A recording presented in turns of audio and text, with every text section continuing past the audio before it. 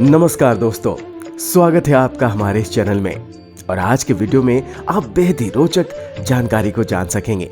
आज आप जान सकेंगे कि आखिर क्यों भगवान श्री कृष्ण को भगवती राधे के पैरों का चरणामृत पीना पड़ा।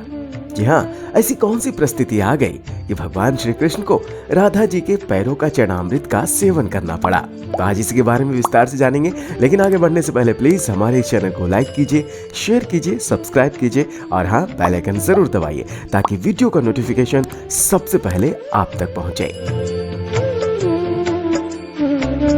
आप सब तो जानते ही हैं कि भगवान श्री कृष्ण से पहले राधा जी का नाम लिया जाता है। हम सभी राधे कृष्ण कहते हैं और श्री राधे भगवान श्री कृष्ण के लिए कुछ भी करने को हमेशा तैयार रहती हैं। इसी प्रेम में विवश होकर भगवती राधे को एक बार भगवान श्री कृष्ण को अपने पैरों का चरणामृत पिलाना पड़ा।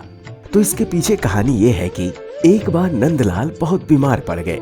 आपको बता दें कि भगवान श्री कृष्ण को नंदलाल कहा जाता है क्योंकि उनका लालन पालन नंद बाबा के यहाँ हुआ था और लाल का मतलब बेटा, तो इसलिए उन्हें नंदलाल कहा जाता है। तो जब नंदलाल बीमार पड़ गए तो कोई दवा और जड़ी बूटी उन पर असर नहीं कर रही थी। तब स्वयं कान्हा ने गोपियों को एक ऐसा उपाय बताया जिसे सुनकर गोपियां सोच में पड़ गईं। भगवान श्री कृष्ण ने गोपियों से उन्हें चरणामृत पिलाने को कहा। उनका मानना था कि यदि वो अपने किसी परम भक्त या फिर जो उनसे अत्यधिक प्रेम करता है उसके पांव को धोकर उसका जल ग्रहण करेंगे तो वो निश्चय ही फिर से सही हो जाएंगे। मगर गोपियों को इस बात का भय सता रहा था कि यदि ये उपाय निष्फल रहा, यानी ये उपाय काम नहीं किया, तो कहीं उन सबको नरक न भोगना पड़े। मगर संकोचवश वे कान्हा को अपने मन की बात नहीं बता पा रही थीं।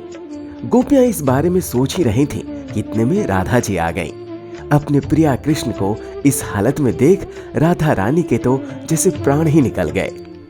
जब गोपियों ने भगवान श्री कृष्ण द्वारा बताए गए उपाय के बारे में राधा जी को बताया तो वो तुरंत ही अपने कान्हा को अपने पैरों का चरणामृत पिलाने को तैयार हो गई। अन्य गोपियों की भांति राधा जी को भी नरक भोगने का भय सता रहा था, लेकिन वो अपने प्राण से प्रिय पिया के लिए नरक भी भोगने को तैयार थीं। जैसे ही राधा जी ने भगवान श्री कृष्ण को अपना चरणामृत पिलाया, वो देखते ही देखते सही होने लगे। राधा जी के सच्चे प्रेम और निष्ठा से भगवान श्री कृष्ण तुरंत स्वस्थ हो गए। राधा जी ने एक बार भी अपने भविष्य की चिंता किए बिना वो कर दिखाया जो करने का साहस कोई गोपी नहीं कर पा रही थी। तो दोस्तों, इस प्रकार से इस लीला से भगवान श्री कृष्ण ने चरणामृत के महत्व को बताया है।